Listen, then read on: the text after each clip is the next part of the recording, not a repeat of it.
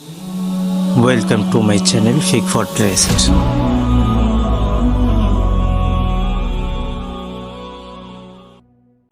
আসসালামু আলাইকুম রহমতুল্লাহ। প্রিয় ভিউয়ার্স, আমাদের নতুন ইউটিউব চ্যানেল ফিগ ফর ট্রেস্টে আপনাদেরকে স্বাগতম। এই ভিডিওতে আমরা জানব, স্ত্রীকে দেনমোহর পরিশোধ না করলে স্ত্রী কি হারাম থেকে যায়? অনেকে বলে থাকেন দেনমোহর পরিশোধ না করলে বিবাহ সহি হয় না। এমত অবস্থায় কি স্বামী এবং স্ত্রী উভয়ে ব্যভিচারে লিপ্ত হলো? প্রশ্নটি করেছেন সিরাজগঞ্জ থেকে মোহাম্মদ আব্দুর রহিম ভাই। তো চলুন জেনে নেওয়া যাক ইসলামী শরীয়ত এ ব্যাপারে কি বলে। তার আগে চ্যানেলটি সাবস্ক্রাইব করে পাশে থাকার বেল আইকনটি বাজিয়ে দিন, যাতে করে সবার আগে নোটিফিকেশন চলে যায় আপনার কাছে।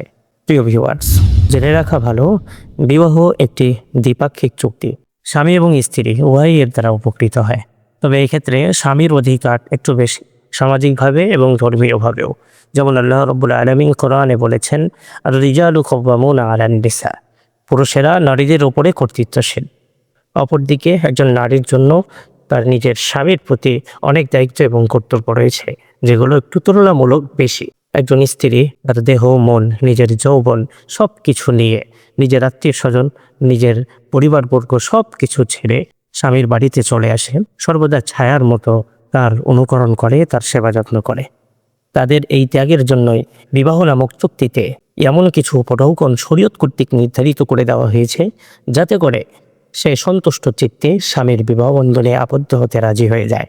আল্লাহ রাব্বুল আলামিন কোরআনে কারিমে ইরশাদ করেছেন, ওয়া উহিল্লা লাকুম মা ওয়ারা'a যালিকুম আন তাবতাগু বিআমওয়ালিকুম। উপরোক্ত মাহরামগুলো ব্যতীত অন্যান্য সকল নারীকে তোমাদের জন্য বৈধ করা হলো। তবে এক্ষেত্রে শর্ত হলো তাদেরকে বিনিময় তথা মোহর প্রদান করে এরপরে তাদেরকে বিবাহ করতে হবে। অন্যত্রে আল্লাহ রাব্বুল আলামিন স্পষ্ট বলেছেন, ওয়া আতুন নিসা সাদুকাতিহিন্না নিহলা, তোমরা সন্তুষ্ট চিত্তে তাদের মহরানাকে আদায় করে দাও। এছাড়াও হাদিস শরীফে এসেছে, আল্লাহ রাসূল সাল্লাল্লাহু আলাইহি ওয়াসাল্লাম বলেছেন, সবচেয়ে গুরুত্বপূর্ণ শর্ত যেগুলো পূরণ করা অতীব জরুরি, তার ভিতর থেকে সবচেয়ে গুরুত্বপূর্ণ হলো মহরানা আদায় করা, দেনমোহর আদায় করা।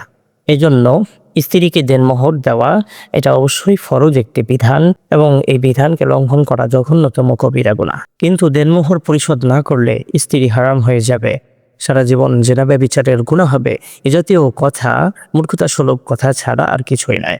কোরআন হাদিসে এর কোনো প্রমাণ পাওয়া যায় না। কোনো পণ্য বাকিতে ক্রয় বিক্রয় করলে যেমন সেটা হালাল হয়ে যায়, সেটাকে ভক্ষণ করা, সেটাকে ব্যবহার করা জায়েজ হয়ে যায়, ঠিক তদ্রূপ দেনমোহর বাকি রেখে বিবাহ করলেও স্ত্রী হালাল হয়ে যায় এবং বিবাহ বিশুদ্ধ হয়ে যায়।